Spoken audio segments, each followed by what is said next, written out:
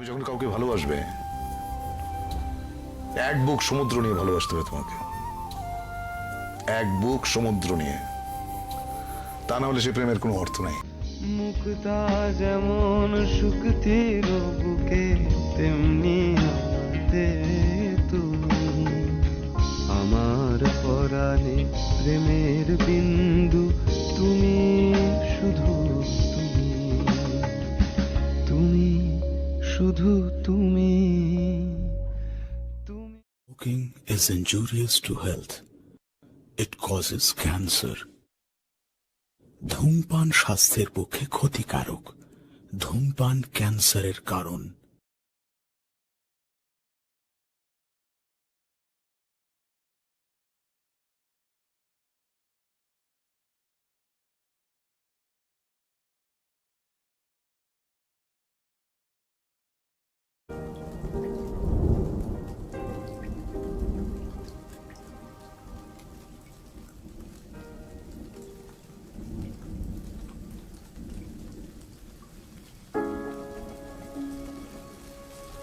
আজকে আমি মারা যাব। চমকে উঠলেন? না, আমি মিথ্যে বলছি না বাবা, আত্মহত্যা করারও কোনো বাসনা নেই আমার। আমি সত্যিই আজ সন্ধ্যায় ঠিক 5:45 মারা যেতে চলেছি। কিন্তু তাই বলে আপনারা আবার মন খারাপ করবেন না, আমিও করছি না, কারণ এই গল্প হারানোর গল্প নয়, মনের অন্ধকার কোণে জমে থাকা এক সমুদ্র কষ্টের নয়,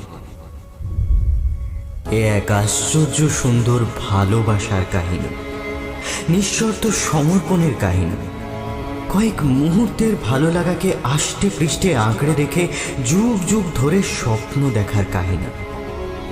যখন দূরে ওই রঙিন পাইন গাছের ঝাঁকড়া অবয়বের পেছনে লাল গোল সূর্যটা আস্তে আস্তে মুখ লুকাবে, তখন আমার বুকের কাছে অনুভূত হবে তার গরম মাত্র নিঃশ্বাসের ওম।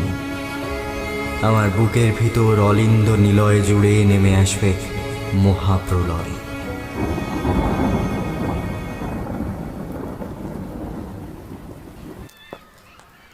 আমি তাকে প্রথম দেখি এক বৃষ্টি ভেজা বিকেলে। স্কুলের পেছনে গাছের নিচে বসে আছি চুপচাপ।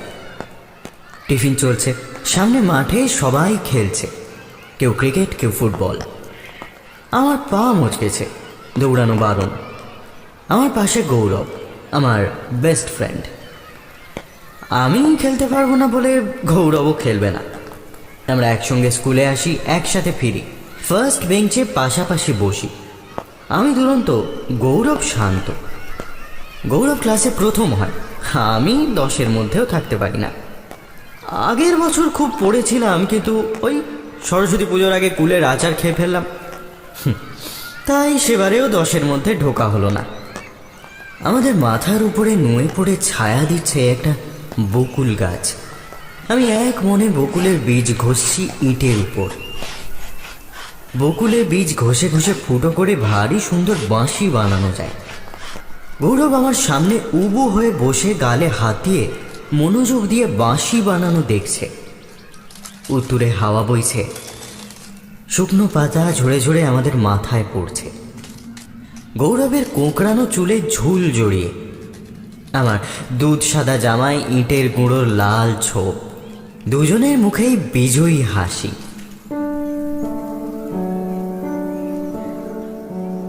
আমাদের এই স্কুল প্রায় 200 বছরের প্রাচীন। দুর্বোধ্য চক্রব্যূহের মতো গলি, লাল লাল সরু ইট বের করা পুরনো বারান্দা, উঁচু উঁচু খিলান, ফুল কাটা কাঠের জাফরি, রংচটা রেন পাইপ, ইয়া বড় বড় জাল বসানো জানলা, 20 বর্গা। গোটা স্কুল জুড়ে একটা অদ্ভুত মিষ্টি গন্ধ। চক ডাস্টার, টিফিনের রুটি আলু ভাজা, গেটের বাইরে চালতার আচার, নোনা ধরা সাদা দেওয়াল, সব কিছুর গন্ধ মিলেমিশে তৈরি হয় এই স্কুল স্কুল গন্ধ। ভালোবাসার সব কিছুর আমার কাছে গন্ধেই পরিচয়। আশ্বিনের বিকেলে বুক ভরে শ্বাস নিয়ে আমি বুঝতে পারতাম যে পুজো আসছে। সকালে ঘুম ভেঙে চোখ না খুলেও বলে দিতে পারতাম মা তখনও পাশে শুয়ে নাকি উঠে চলে গেছেন।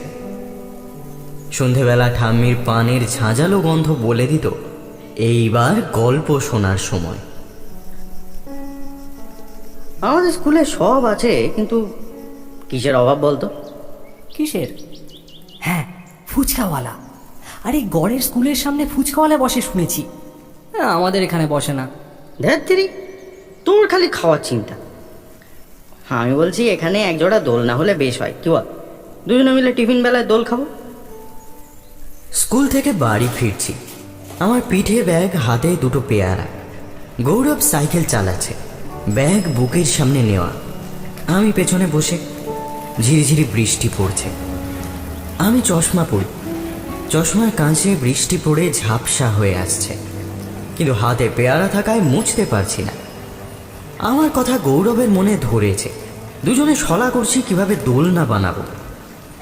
পাড়ায় ঢোকার মুখে সেদু কাকুর মণিহারি দোকান। রাস্তায় সাইকেল রেখে আমরা দুজনে ঢুকছি বৃষ্টি থেকে বাঁচতে। দোকানের সামনে ভিড়। সেদু কাকু গালে হাত দিয়ে বসে আছেন। সোনাবাবু মারা গেছে গাড়ি চাপা পড়ে। সোনাবাবু বাকিদের কাছে কুকুর, আমাদের কাছে বন্ধু। কাকুর দোকানের সামনে বারান্দায় থাকতো। আমরা সাইকেল নিয়ে স্কুল থেকে ফিরলেই দোকান থেকে আমাদের বাড়ি অবধি দৌড়াতে দৌড়াতে আসতো। আমরা টিফিন থেকে কিছুটা বাঁচিয়ে আনতাম, সেটা খেয়েই আবার ছুট দিত দোকানের দিকে। নিথর শরীরটা পড়ে আছে রাস্তার পাশে। বৃষ্টির জলে ধোয়া রক্তও গড়িয়ে এসেছে আমাদের পায়ের কাছে।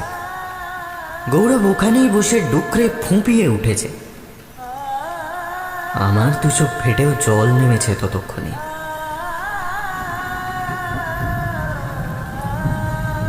বৃষ্টি ভেজা গালে সে অশ্রু মিলিয়ে গেছে।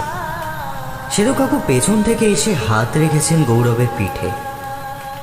বৃষ্টি ভেজা সাদা জামা কেঁপে কেঁপে উঠছে।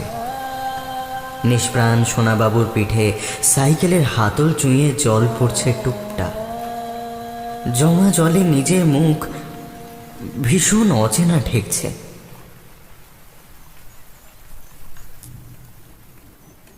হঠাৎ দেখলাম একটু দূরে একটা মেয়ে বসে, আমারই বয়সী, রাস্তার ধারে পড়ে থাকা ইটের উপর উবু হয়ে বসে। গোল পান পাতার মতো মুখ, কুঁচকানো চুল, পরনে লাল রিবনওয়ালা সাদা ফ্রক, খালি পা। টুপটাপ বৃষ্টির ছিটে এসে ফ্রকের নিচটুকু ভিজিয়ে দিচ্ছে। অনেকক্ষণ কাঁদার ফলে বড় বড় ছলছল দুটি চোখ লালচে হয়ে গেছে।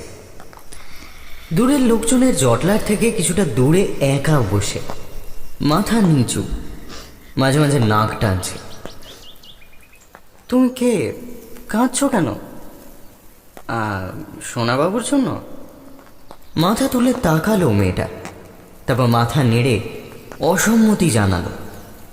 নাকের ডগা এইসব চ্যাপটা, সম্ভবত কাঁদার কারণে লাল হয়ে আছে। তাহলে কি হয়েছে? আমায় কেউ ভালোবাসে না।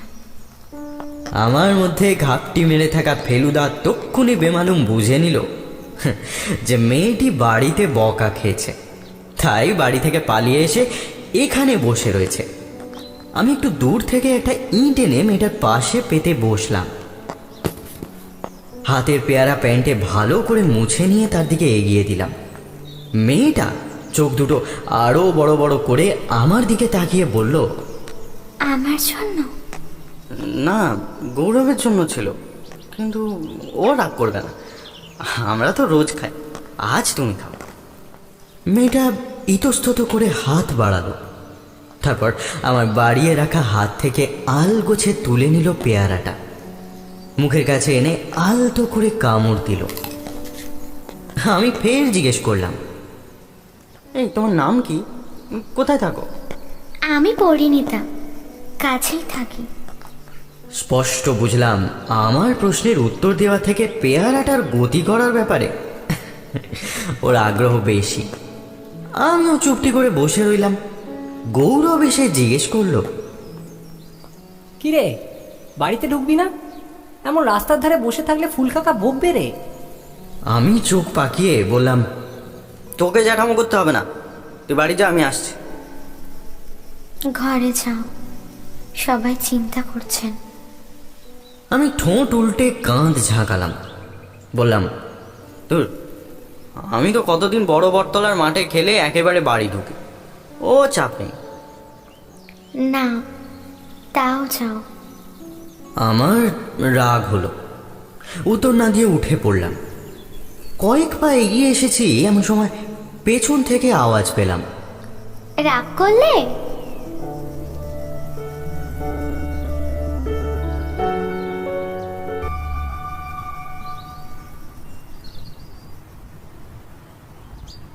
আমাদের মফস্বল শহরে তখন সবে টেলিফোন এসেছে।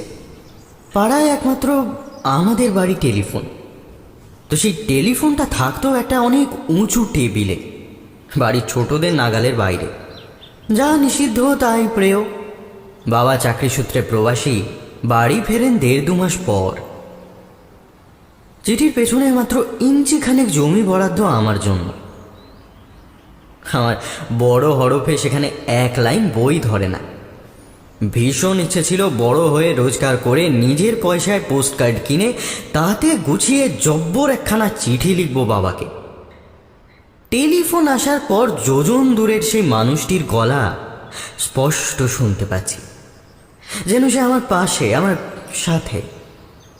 তার নিঃশ্বাস, তার হাসি, যেন আর একটু কষ্ট করে হাতটা বাড়ালেই বাবার নাগাল পাব। রবিবারের অলস দুপুর, বাড়ির বড়রা ভাত ঘুমে আচ্ছন্ন। ড্রেসিং টেবিল থেকে টুল টেনে নিয়ে ফোনের টেবিলের ওপর উঠে বাবু হয়ে বসে আছি। ফোন করতে জানি না তখনও। রিসিভার তুলে কানে ধরেছি, এক টানা যান্ত্রিক পিপ পিপ আওয়াজ। ভারী ভালো লাগে এই আওয়াজটা। গলাটা যত সম্ভব ভারী করে বললাম, হ্যালো। ও প্রান্ত ভীষণ নিশ্চুপ।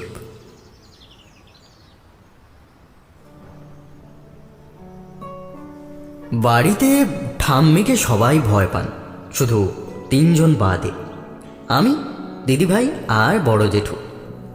বড় জেঠু ভয়ানক খামখেয়ালি মানুষ। যখন যা মন চায় 2 বার ভাবেন না।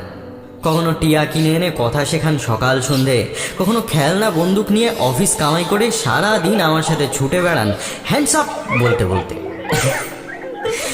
আবার কখনো বা সারা বাড়ি বুনো ফুলের গাছ লাগিয়ে বেড়ান। এসবের জন্য ঠাম্মির কাছে বকা খান রোজ। লাজুক লাজুক মুখে বকা শুনে নিয়ে আবার নিজ কর্মে লেগে পড়েন।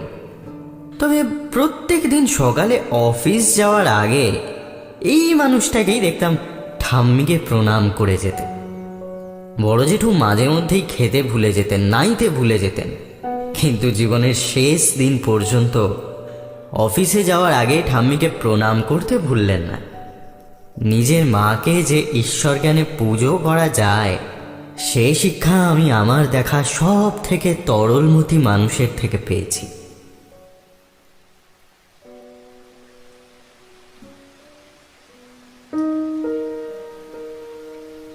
তখন আমি একটু বড়, তখন আমি 16। বর্ষণ মুখর শ্রাবণী সন্ধে। বড় জেঠু ঠাম্মির খাটে শুয়ে আছেন। স্ট্রোক হয়েছে বুঝতে পেরে মা বড় জেঠুর কাঁধ ধরে ঝাঁকাচ্ছেন আর বর্দা, বর্দা, বর্দা, বর্দা, আর বর্দা বর্দা করে ডাকছেন। উত্তর নেই। বুকের ভেতর শুধু একটা চাপা গুঙানির আওয়াজ। বাবা আর মেজো জেঠু গেছেন অ্যাম্বুলেন্স ডাকতে।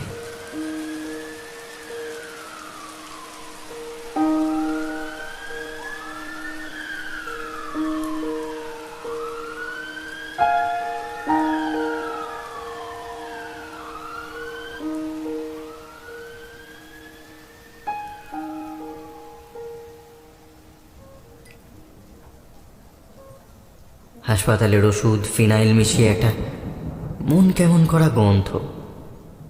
বড় জেঠুকে জিজ্ঞেস করলাম, কষ্ট হচ্ছে গো? বড় জেঠু উত্তর দিলেন, না। তারপর চোখ বুঝলেন, সেই শেষবার।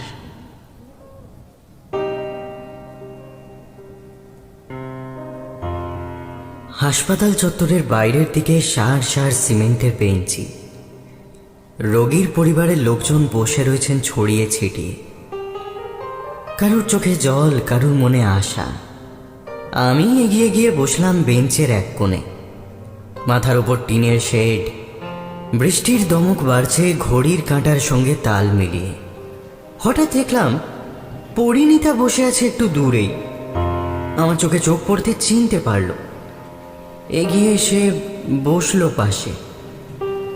অনেকক্ষণ দুজনেই চুপচাপ। আমার চোখ ফেটে জল আসছে। দেখলাম পরিণীতারও মুখ শুকনো। আমি ধরা গলায় জিজ্ঞেস করলাম, তোমারও বাড়ির কেউ অসুস্থ? পরিণীতা সম্মতিসূচক মাথা নাড়ায়। নিজে কষ্টে থাকলে অন্যকে কিভাবে প্রবোধ দিতে হয় আমার জানা নেই, তাই আমি চুপ করে থাকি। অনেকক্ষণ পর সে নিজেই বলে ওঠে, কষ্ট পেও না, কারোর চাওয়ার সময় হলে তাকে যেতে দিতে হয়। আমরা তাকে যত আঁকড়ে রাখি তত তার কষ্ট বাড়ে। আমার চোখ জলে ভরে আসে। সে আরো কাছে সরে আসে, একটা হাত পিঠে রেখে বলে, কি করবে বলো, কেউই চিরকাল বাঁচে না। একজন চলে যায়, অন্যজনের জন্য জায়গা রেখে যায়। আমি অনেককে চোখের সামনে মরতে দেখেছি জানো। ভীষণ কষ্ট হয় প্রতিবার আমি কাঁদি। তারপর ভাবি এটাই তো নিয়ম।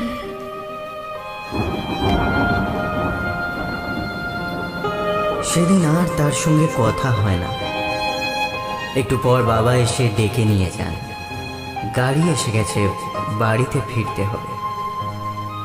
ঠাম্মি তখনও জানেন না কিছুই। মা ভাত মেখে খাইয়ে দিচ্ছেন। ঠাম্মি একদলা করে মুখে ভাত নিচ্ছেন আর একবার করে জিজ্ঞেস করছেন, বলছি সাধন কি কখন ছাড়বে, কিছু বললো? ততক্ষণে বড় জেঠুর দেহ রওনা হয়ে গেছে বাড়ির দিকে। মা বললেন, একটু পরেই ছেড়ে দেবে, তুমি ভাতটুকু খেয়ে নাও। বড়দা এসে গেলে আমরা সবাই ব্যস্ত হয়ে যাব। মা না, চটপট খেয়ে নাও। ঠাম্মি হাসলেন। ঠাম্মিকেও সেই শেষবার হাসতে দেখলাম।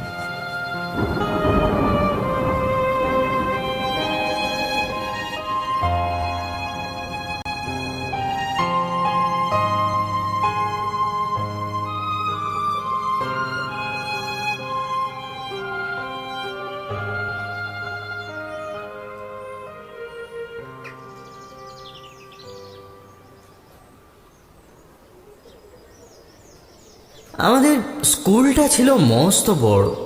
বড় বড় দালান, মোটা মোটা কাঠের কড়িবর্গা, সোঁদা সোঁদা গন্ধ। দালান শেষ হয়ে বারান্দাটা এল শেপে বেঁকে গিয়ে মিশেছে পেছনের কাঠবাদাম গাছের নিচে। গাছের নিচে ঝরা পাতার হালকা কটু গন্ধ, সবুজ ঘাসের উপর ধূসর রঙের ছায়া। এই জায়গায় সচরাচর কেউ বড় একটা আসতো না। আমি কাঠবাদাম গাছের ছায়ায় ঘাসের উপর থেবড়ে বসে আছি। আগের রাত্রে বৃষ্টি হয়েছে। ঘাসের গোড়ায় লেগে থাকা কাদার পরত আমার নীল প্যান্টে। হাতে উচ্চ মাধ্যমিকের রেজাল্টের কোণাতেও কাদা লেগেছে। খুব কাঁদতে ইচ্ছা করছে, কিন্তু ওই বয়সে চোখের জলও অবাধ্য। মনে হচ্ছে এই মুহূর্তে মরে যাই, দুনিয়া থেকে নিশ্চিহ্ন হয়ে যাই এক লহমায়। বুকের মধ্যে নিম্নচাপ নামছে, তবুও চোখের কোণে সাহারা। রেজাল্টটা দু হাতে ধরে ছিঁড়ছি, মাঝখান থেকে সামান্য ছিঁড়েওছে। হঠাৎ কাঁধে একজনের হাত।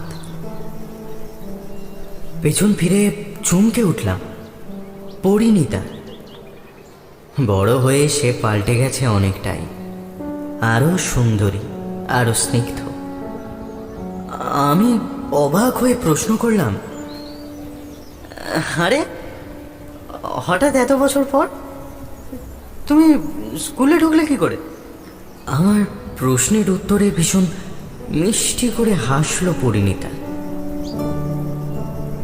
হাসলে যে তাকে এত সুন্দর দেখায় তা আমার জানা ছিল না। আমি মুগ্ধ হয়ে চেয়ে রইলাম সেদিকে।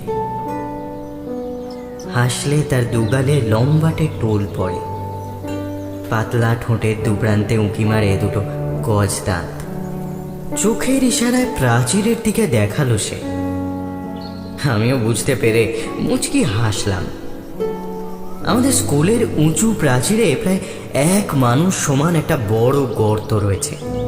বাইরের রাস্তা দিয়ে গেলে ভিতরটা নজরে আসে। পরিণীতা রাস্তা দিয়ে যেতে গিয়ে আমায় দেখতে পেয়ে ভিতরে ঢুকে এসেছে। আমার কুঁচকে যাওয়া রেজাল্টের দিকে তাকিয়ে সে প্রশ্ন করে, কি হতে চাও তুমি বড় হয়ে? মানুষের মতো মানুষ। আমি রেজাল্ট পেছনে লুকিয়ে বুক ফুলিয়ে জবাব দিই। খিলখিলিয়ে হেসে ওঠে পরিণীতা।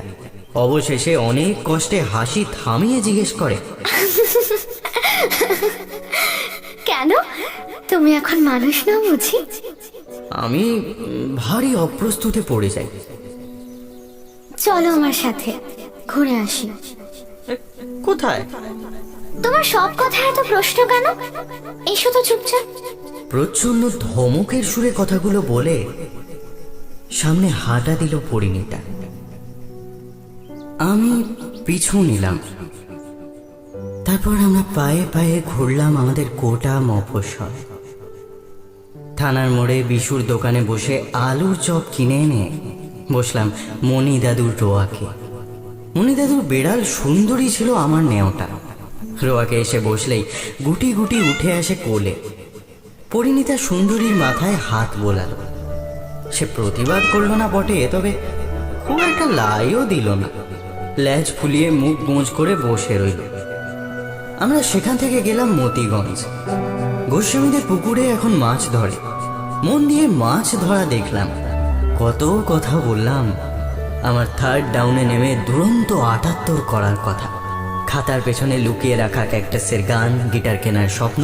যখন সন্ধ্যের আবছায়া নামছে গোটা শহর জুড়ে, আমরা এসে দাঁড়ালাম গঙ্গার ঘাটে। দূরে দেখা যাচ্ছে বাঁধানো ঘটে নৌকা পারাপার হচ্ছে।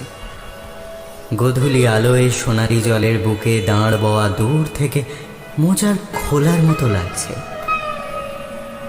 তীর তীর হাওয়া বইছে। সেই হাওয়ায় পরিণীতার কোকড়ানো চুল উড়ছে ইতস্তত। অস্তগামী সূর্যের আলোয় তার মুখের একটা পাশ গম রঙা, অন্য পাশে জমাটি অন্ধকার। সে গুনগুনিয়ে গাইছে কোনো অজানা ভাটিয়ালি সুর। আমরা এসে বসেছি একটা সিমেন্ট বাঁধানো সিঁড়ির ধাপে। চোখের সামনে বিশাল গঙ্গা। জলের স্রোতের একটা চাপা গমগমে গম্ভীর শব্দ এক টানা কানে বাজছে। পরিণীতার পায়ের রূপোর পায়েল।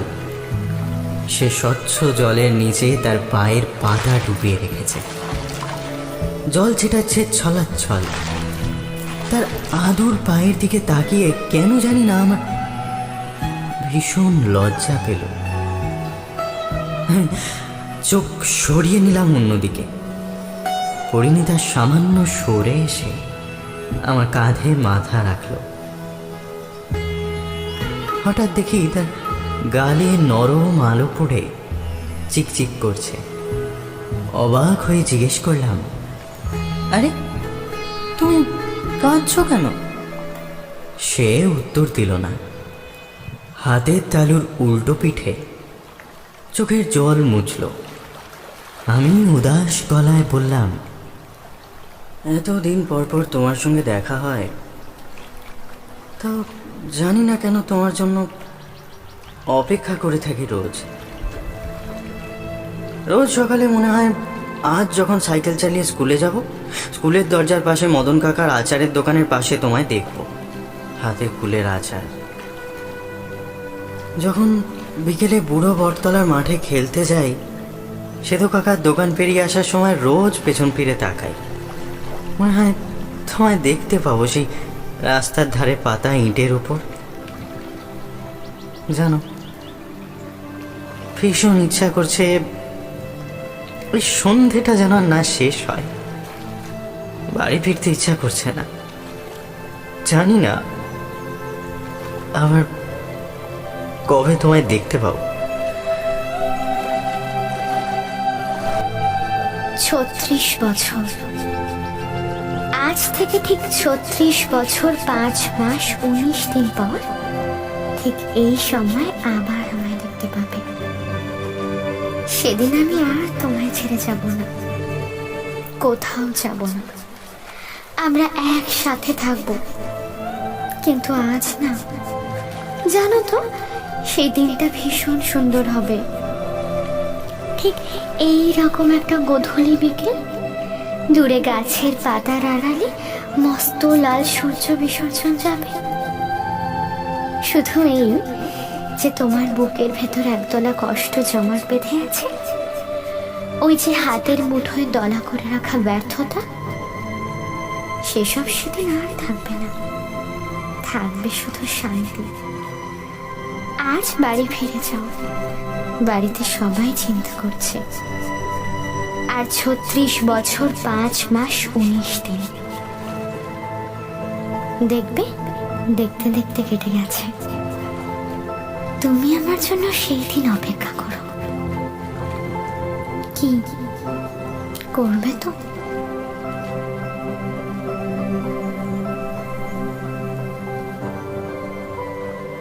আমার চোখে চোখ রেখে হাসলো পরিণীতা। সে হাসিতে মেঘে ছিল কষ্ট, অপেক্ষা, উৎকণ্ঠা। চোখের কলবে গড়িয়ে আসে এক ফোঁটা অশ্রু, পড়ন্ত আলোয় সে জলের ফোঁটায় মুক্তোর ঝিলিক। আজ সেই দিন উপস্থিত। মুচকি হাসলাম, আমার হাতে ধোঁয়া ওঠা কফির কাপ। আজকে আমি মারা যাব। আজ সন্ধ্যায় ঠিক 5:45 আমি মারা যেতে চলেছি। কষ্ট কি একেবারেই হচ্ছে না? যখন ভাবছি তোমার ঠোঁটের ছোবলে নীল হবে আমার কণ্ঠনালী, আরো একবার ভাঙা আয়নায় খুঁজছি হারানো প্রতিবিম্ব। কষ্ট এসে দলা পাকিয়ে শাসন কায়েম করছে নিলয়ে অলিন্দে। তবু আরো একবার খিলখিলিয়ে হেসে উঠছি।